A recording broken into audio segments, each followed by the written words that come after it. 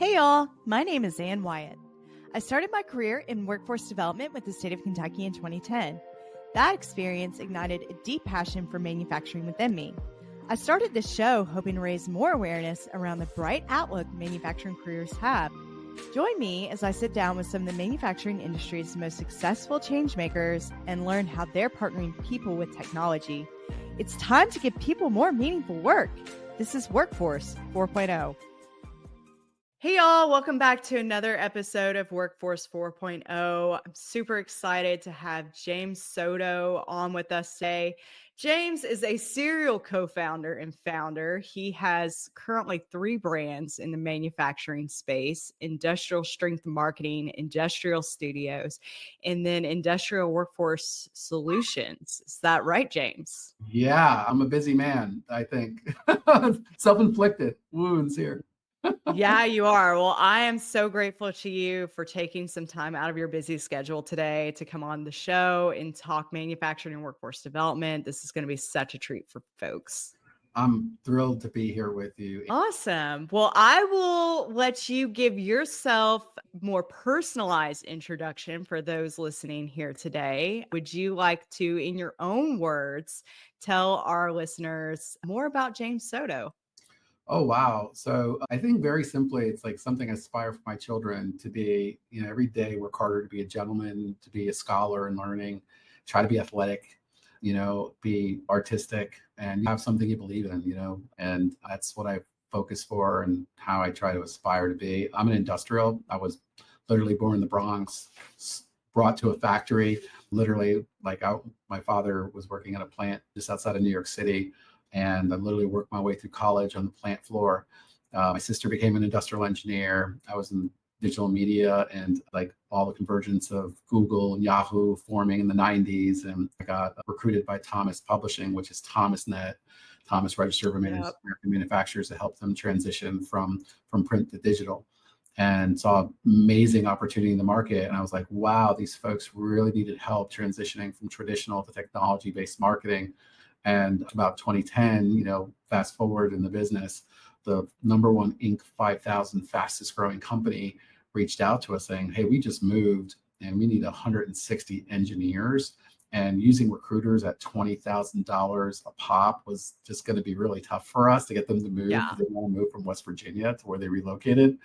And we brought in new thinking and marketing and recruitment marketing strategies, before you really saw that, as much, back in about 2010, and built a practice, work with some of the biggest transport companies, literally 1,000 jobs a year type recruitment marketing attribution we have to do.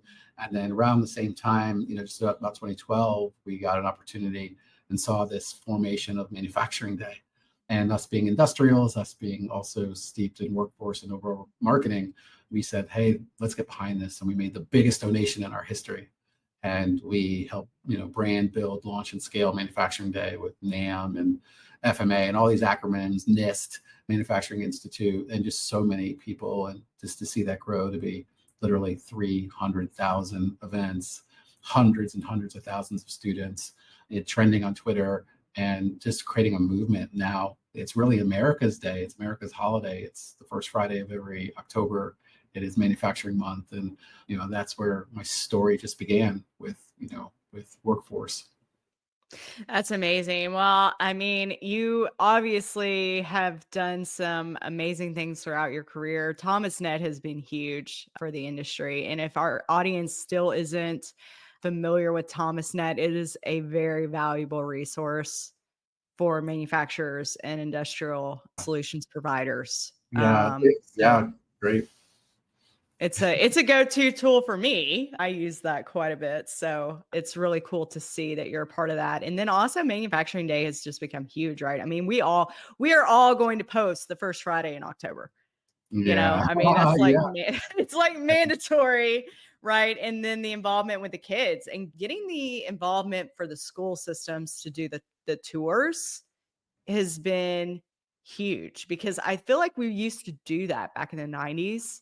So I went on a manufacturing plant tour, I think of like Coca-Cola in Elizabethtown, Kentucky, maybe when I was like in elementary school.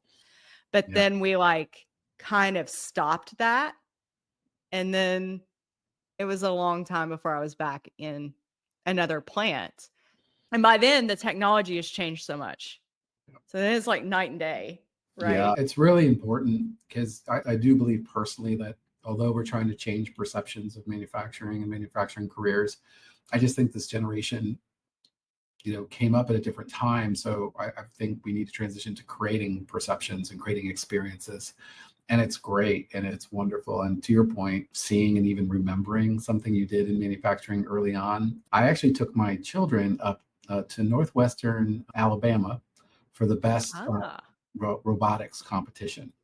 And these folks were cheerleading, they were having a blast. It was like a party. And we actually have an episode on it on our YouTube channel, but it was so much fun. My kids were so young and now they're graduating from college, and they just have this great manufacturing story, working in industrial a little bit here and there, doing a manufacturing day event or two. Which, if you're listening, check out a manufacturing day event, mfgday.com. That's It's right. definitely worth doing. And gosh, what a fun thing. Yeah, I think that that's so cool, but it's so important to get kids exposed to manufacturing and like let them see it. And I think that's, a huge part of obviously why I started this show.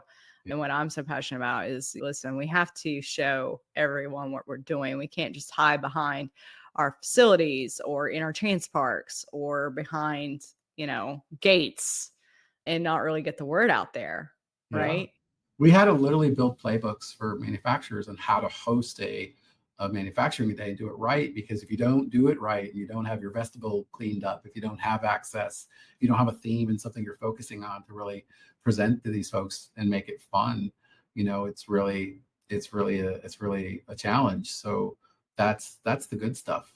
Manufacturing is great and it's amazing. And getting in the front door is interesting. The one of the things that's really interesting for I think is that we're about 5 years into manufacturing day, and it was just growing and scaling. This is all before COVID, and we want to say, hey, are we moving the needle? And NAM, National Association of Manufacturers, commissioned Deloitte to do a study, and we had apps throughout to get like an appropriate level of relevant statistical study of when these students started. They gave them the app and then they shared their experience after, and we saw 80% of them, I think that was 80% of them, that really changed their perception of manufacturing. And That's so amazing. place with the right initiative, and if we can get out there and create those perceptions, we can move the needle. So for me, that was the first time, I believe, at scale, that industry was actually able to measure if we were tangibly, if we did something, we would change perceptions of manufacturing and the career opportunities. Because the data doesn't lie. It's such a fantastic opportunity financially. It's such a great bridge to the middle class and well beyond that. Yeah, when you're breaking down wage records of the different industries and you're kind of looking at all of that, you can go to like the Bureau of Labor, right, as statistics and get all of that information. It's there, or ONET online. It's Yeah. there. So if you go and you look at that and you do a cross analysis comparison to other industries, I mean, this is a really huge opportunity for the middle class. And Yeah. I think that's why I'm so passionate about this industry in particular myself. But Yeah. I love this. I want to talk so much more about the leadership aspect of all this and get into that. But I can't miss my first question because it's always the same question, James. But I gotta know, just to get it started in the right way, what's your favorite karaoke song or your favorite song? I have a total go-to. Like, I Do have my you? song. Oh, I know, but I need a partner, Ann. I I'll need do it. I need to sing. So you ever see the movie Grease? Oh yeah. Olivia Newton-John, John Oh Travolta. yeah. You're the one And that I I've want. seen I've seen the Broadway show too. Yeah. I got chills, they're multiplying, and they're And I'm losing losing control. control. So yeah, that's my go-to. I like that one. Did anyone sing yet for you on their? No.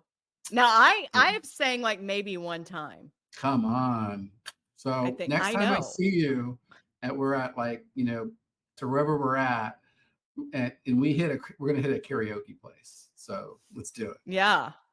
Yeah. I think that's low key on the agenda, Yeah, actually. that's easy. That's an easy win. So, We'll have to do that. I'm holding you to that. okay. Awesome. Well, I can't wait to share the stage with you, but it has been an honor to share some of these leadership conversations with you as well. But you're really in focus on like trends and analysis with manufacturing industry. And I don't think for those of us that kind of all run in that circle, or maybe like our audiences on LinkedIn, they're not really as well aware of that aspect of what I think that you're super skilled in, which is trends and analysis. Yeah. And kind of giving your background expertise in this, like what are some of the emerging trends that you see shaping the future of the manufacturing workforce? Oh, And then with that, like how do companies adopt and pivot to meet those, do you think? yeah. So I'll kind of go in reverse, I guess, that question, starting from what you just mentioned. Like, how do you like pivot? You've got to, understand how the person you're targeting consumes the world, the channels by which they get their information. And Mm. so I think as you're looking at, attracting that next generation, that person that's looking to upskill, or someone that's really looking, to really just do something better for themselves and get training, those are the things I think are really key. And we all like get our information, we learn differently. So what I've learned over the years is you got to meet people where they're at, and really meet their expectations where they're at. So here's the marketer in me. And so what that means is, like, if you're on TikTok, there's a totally different employer value proposition and tone that you probably want to set there versus Instagram or on LinkedIn. So I think the first thing I've learned is you've got to really meet people where they're at. We have a very unique perspective. Like, we're really weird at industrial workforce team. We're really weird in the sense we're working with a collection of multiple woodworking industry manufacturing associations that are trying to create a movement themselves. And so we're often engaged with trying to help them reach these folks. And if you look at my journey starting there in, like, let's say 2010 to now, how much has changed? I mean, I think we just got our first iPhone in 2008. And Yeah. so I think we really had to learn how to evolve how we communicate to meet them there. And from a statistician standpoint, we do have 16,000 jobs that are open and available in the woodworking industry, woodworking manufacturing, and it's actually an advanced manufacturing play. There's artisanal, there's craft woodsmanship, fine woodworking folks, and about 11 associations there. That's just one case in many. Lots of opportunity. And the other fun part is we worked with Dream It, Do It, which is a grassroots initiative to create awareness by state. We worked with the Manufacturing Institute, they're part of NAM, and that was really about mobilizing them about awareness about careers. And it was completely built. We did it with Tennessee, and we built that for them. And I think back then it was like $68,000 a year was like the job opportunity there, as you looked at some of the tracks. And That's same amazing. thing, I mean, that's different amazing. channels. Yeah. So if people really look at the alternate of choices that they have, and I'm particularly interested in going from the poverty line to bridging to the middle class. I think for me, my parents came up in the projects, the Bronx, and multiple families lived together and trying to make ends meet and having that ability to bridge and do something better. And back then, projects were great. My parents, they were new and not a place you wanted to leave and be part of. And so great memories of my family. But I think that's what I look at manufacturing for, because I'm that manufacturing story. I'm the promise of manufacturing. 42 years my father worked in manufacturing for the same Wow. company. And the same Yeah, company. See, I love that. yeah. There's just so much power in that kind of testimony and like that legacy manufacturing company. Do you think we'll ever get back to that? And I mean, there's still some plants that that do that. I mean, there's still plants that I know of that, I mean, they've got like a waiting list, or they've got like families, I mean, multiple generations of their family work at that plant. Man, I hope so.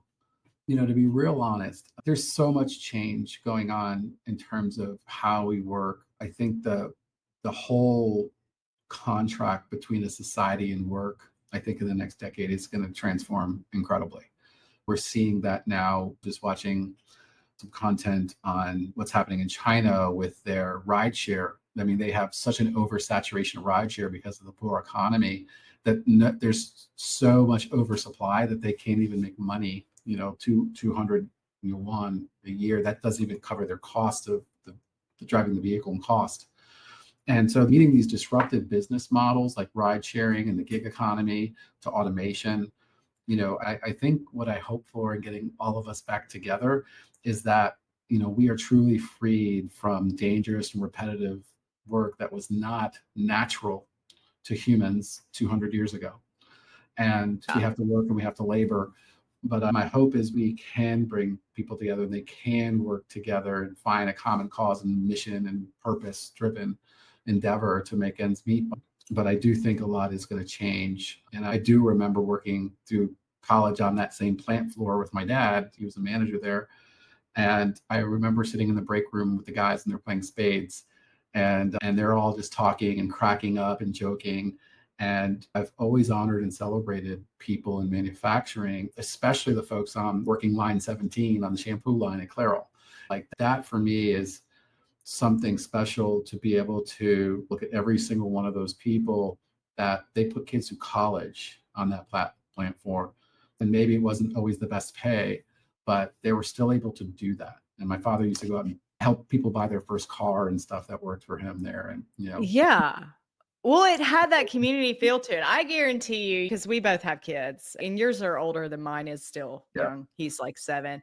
But a real sense of community is when you bring your kiddos around and you know that the other adults in the room are going to get on to your kids the way that you do. Does that make sense? Oh, yeah. Like, was that a thing? Oh, I said a few things that I earned a response to. I paid my dues. Like, what?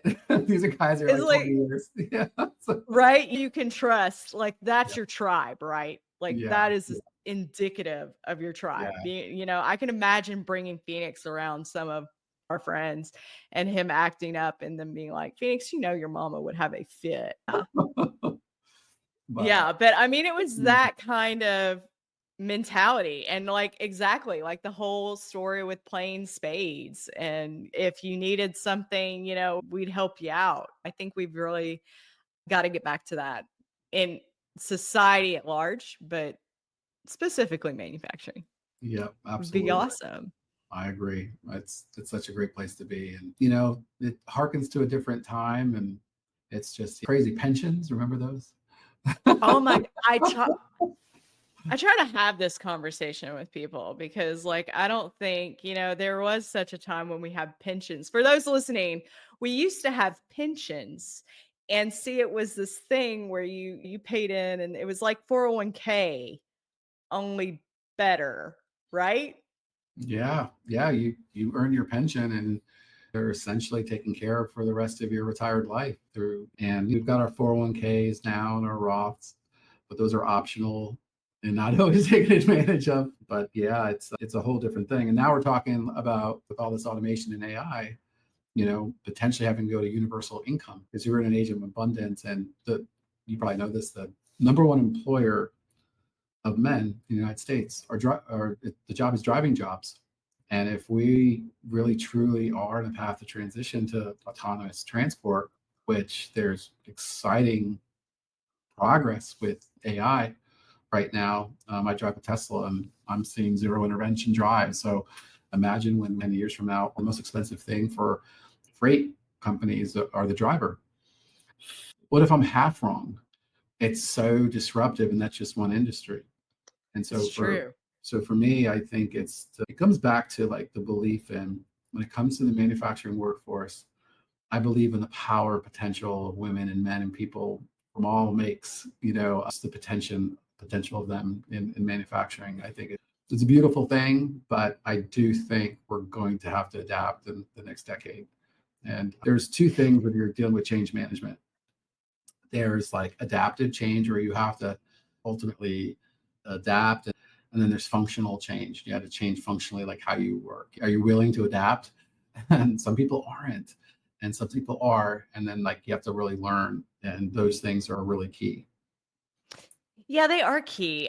Do you remember a couple of years ago, there was this like keynote presentation or something, a panel discussion. Elon Musk was on it. I think another founder billionaire was on it. I can't quite remember because I mean, it's been several years ago, this conversation, but they were talking about AI and the potential impacts of AI and how people will be artists in the future.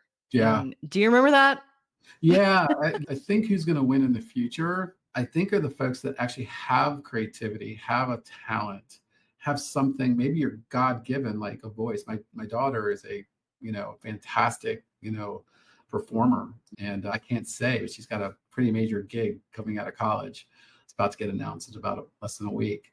But I just think about a world where so many things can ultimately be, handled.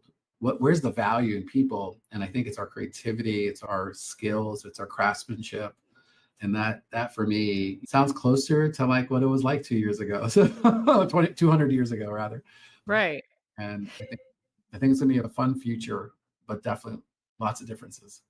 But so you have some more perspective though on this, right? Because you founded Nashville Makes. And really, I think when you get into like for me in Bowling Green, I don't think we had like a big makers community per se, but now in Huntsville, I have slowly but surely been exposed to these makers groups where they're smaller entities, they're Yeah. 3D printing, they're doing all kinds of really cool stuff. And it's got more of that artisanal flair to it, like artist flair to it. Yeah. So can you tell us like, what is that like? And where do you think industrial makers will have a role in that future work?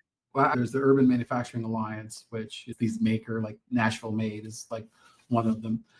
And, the mission of Nashville Made is to make way for, makers and manufacturers in Nashville. And the big issues that cities have is that, the cost of real estate and facilities, having designated multi-use, mixed-use industrial zones or just pure industrial.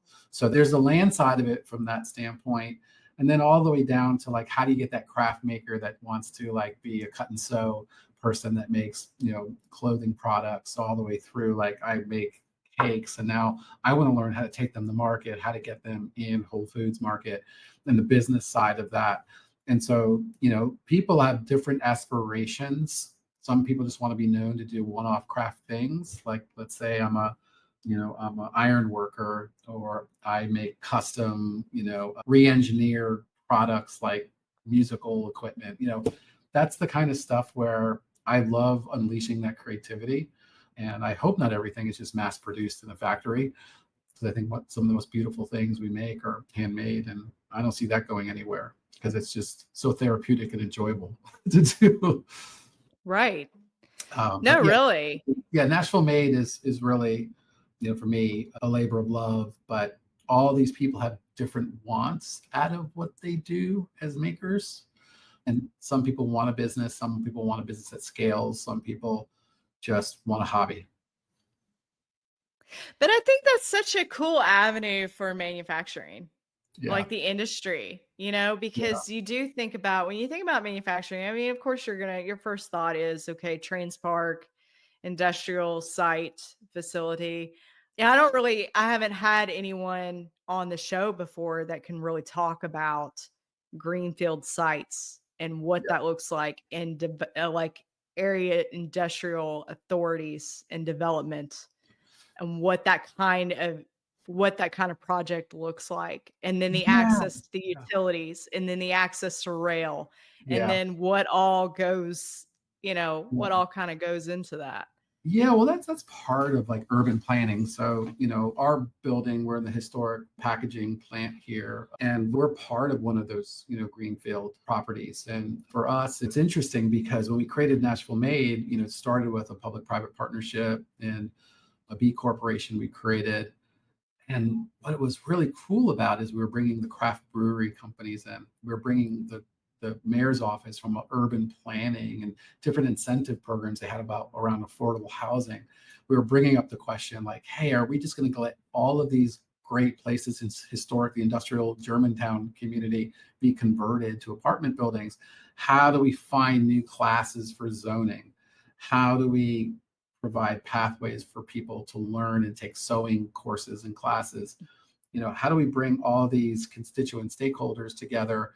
And what was really amazing is when we had the meetups, because we even had them here and had about 100 people, and everyone's I wonder how like artisanal craft batch maker types are going to get along with the industrial manufacturing types. Yeah. We were curious. so tickled and how they hit it off. They were swapping cards. Like, oh, wow, I need a fabricator. Can I tour Animax, which creates the huge like robots for like amusement parks, and the one that was on Jurassic Park, like one of the more famous ones out there. We're bringing young fabricators in because they were looking for talent, for costume making, for animatronics. And these folks were just hitting it off because they had a core passion, knowledge, and skill for their hands, for engineering, for essentially the elements of making things. And that's what I think was the biggest takeaway from Nashville Made, and I think some of these other urban manufacturing initiatives, is that when you get the band together, they have a lot of common interest. And we brought on a sponsor company called JPW Industries. And if you're in woodworking, you'll know their brands like Powermatic and Jet and things like that. And it turns into business too. And as a matter of fact, that's a client of Industrial. And it just like, we actually got business because of it. And we have that hopefully in mind, but we're purpose driven. Again, this was all volunteer and purpose driven stuff. And I think you've got to be willing to make that investment with the understanding that goodwill will make good things happen. I just love that. I mean, everybody kind of gets together. You're kind of like nervous about it first. Everybody gets together and just starts nerding out, like finds that common ground. That's really what it's all about, right? It's a little pain for me because what happens is it's like, it'd be cool. Let's host and launch Nashville Made. It's like, James, like none of this is billable time. That's how we make money.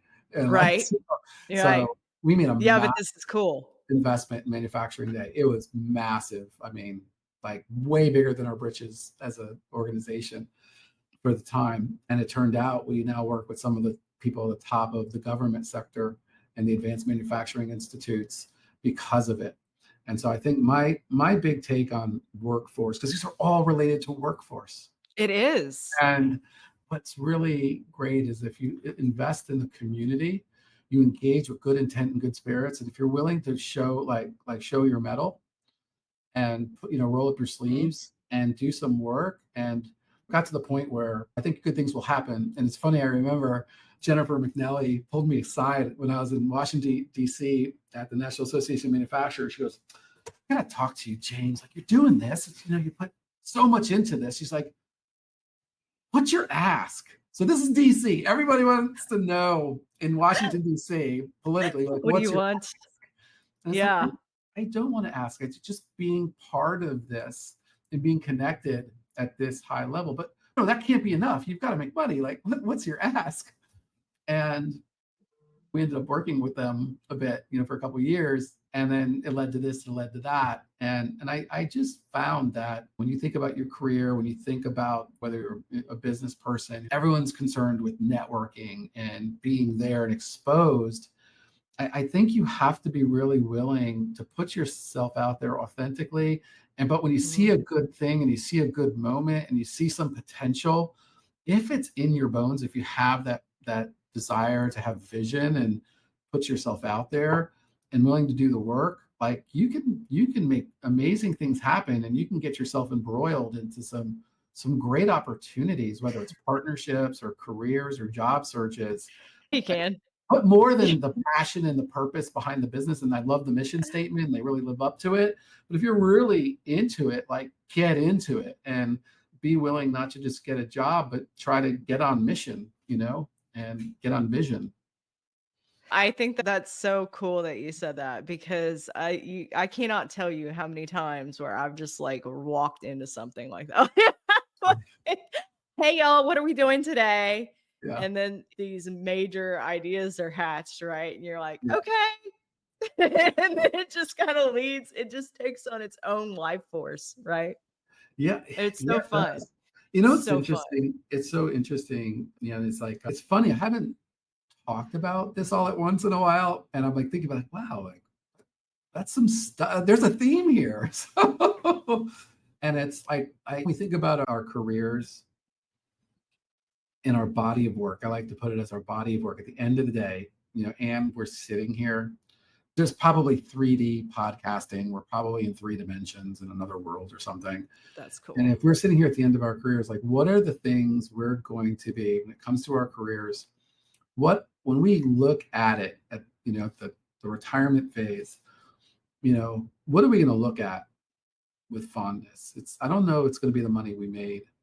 I think it's going to be those key moments that like you worked really hard and you're proud of the work you did. It's like, I consider like certain moments when we did manufacturing day, that moment when one of my team members, I sent him, I was like, you got to go see Obama name it for the first time, declare the first manufacturing day, the first Friday of the month.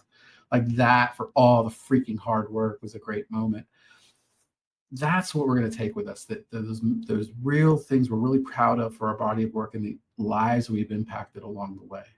That's what we're going to be talking about when we're talking about our lack of pensions for real. Yeah. And like we're living that out. Yeah. Yeah. So for me, it's really important to keep mental tabs of your body of work, not just from I'm looking from a job standpoint, but the things that you are going to say that you're so proud and so thankful and fortunate to have been part of. And I think that's the spirit, and that's the wish I have for everyone in their career, is just to have those moments. And for me, it's people saying, hey, James, I'm getting my first house. I'm getting my house. And I'm thinking like, man, I can barely afford payroll starting a business.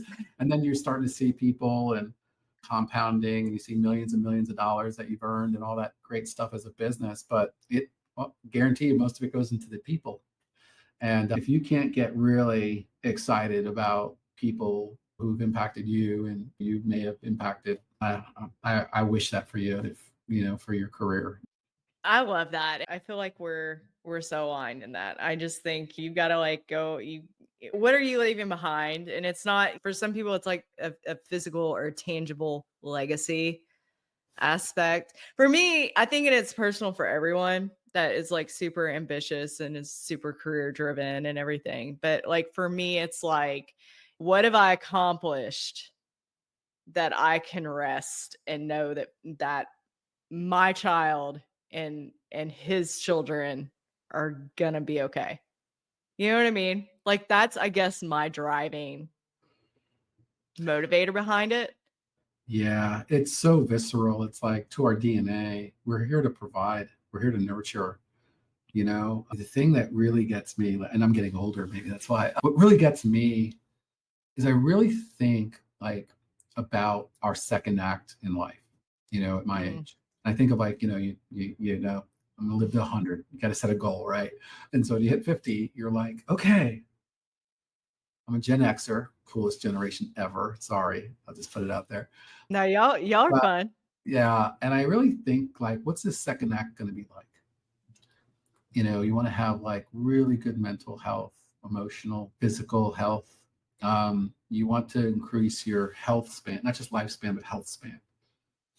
And I think about that a lot. And I think about when it comes to our career, everything we've worked towards the second act, what are you going to do to find joy and, peace and purpose?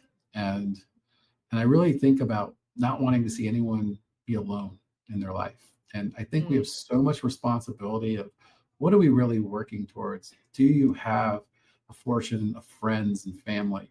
Do you have that, that thing, even if you're a hermit, that just brings you so much joy in your solitude? But I do think a lot about that. And I hope for everyone, for all of our work, right? What is this all about? For all of our work, you retire at 65, 62, there's a long way to go. Right. And I don't know that we do enough time thinking about our careers and how it ladders up to that.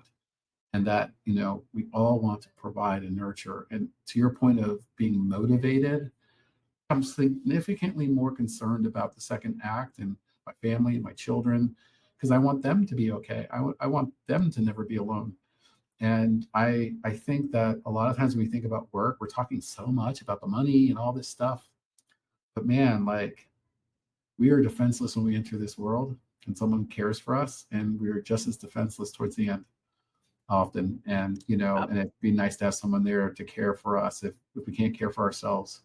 And I think that's the beauty of life. And I hope you begin and end well. And same thing with your work. Be better for having known and or work with each other. I love it so much. And there's some manufacturing companies that I really think are being super innovative and progressive and living that same kind of mantra mentality, You're a great storyteller and a great podcaster. Yeah. And I think that has something to do with it. But, when you're thinking about like helping other companies share their story, how do they get that across? And how do they get it across and more so like beyond the whole selling or business to business aspect of it? How do they get it across to like communities? How do they get it across to job seekers? And what are some things they can do? Yeah. So authenticity is key.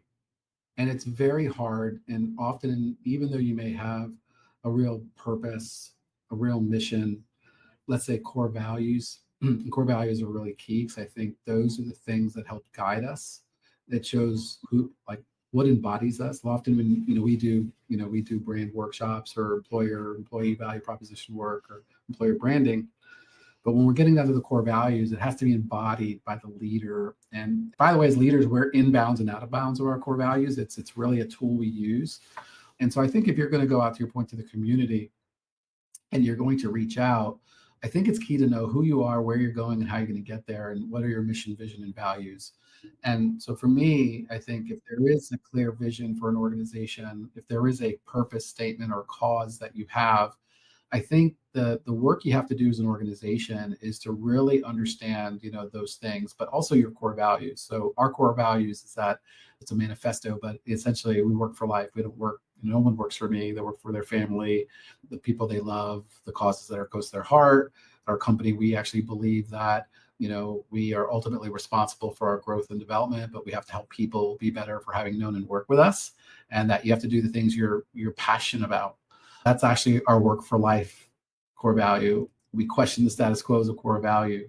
We roll up our sleeves, like nothing's above us, beneath us, not possible. You got to roll up your sleeves. And then, we tough love. We're in the business going, hey, I love you to death, but we're here to help you win. And tough love's hard to do. And then we deliver and delight. We're here not just to mail it in, but between perfection and production, did we hit the objective? As a marketing organization, those are the things that we have to do. And why I mention all of that, and I think it's really key to getting your outreach, is if you can get everyone understanding your mission, your vision, and your core values, and actually what they mean, but you manage people to say, how do we ultimately live by these? So we hire and fire by our core values. You can't join us if you're not a plus on all those core values.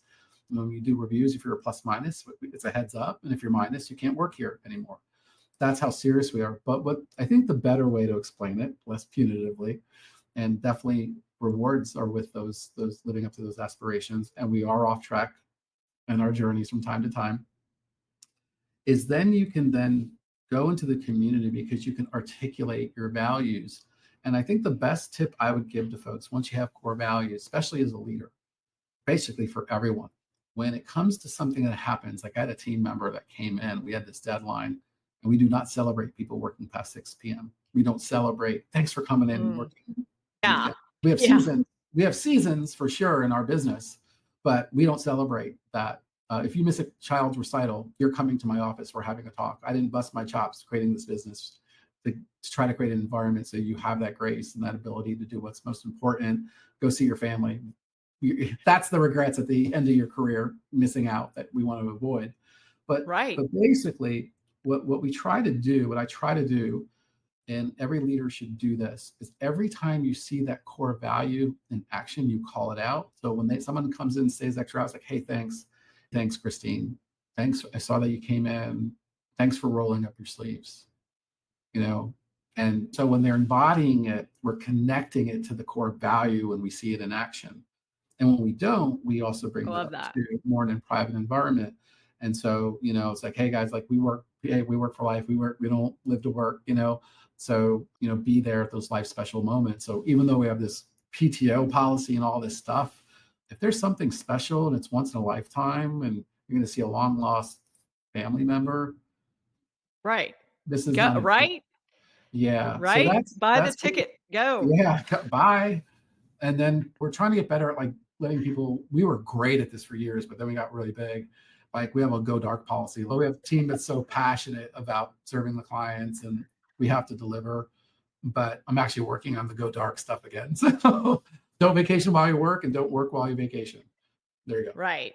Well, you do need that time. I think it took me years to realize that too. So, I mean, like, this is a new revelation for me. Yeah. Like, I used to be the epitome of, oh, I'm on vacation. I'm in the middle of Disney World at a park. I got to go so that I can take care of some work. Like, I mean, that was me for years. So now that I'm older and I'm just more limited, you know what I'm saying? Like, you just get a little bit more limited when you're older with kind of your capacity, I think. And because then you're maybe in full-time chauffeur mode. Yeah. It's really just your kids. It's just, they're like, Mom, I need you to have a car now.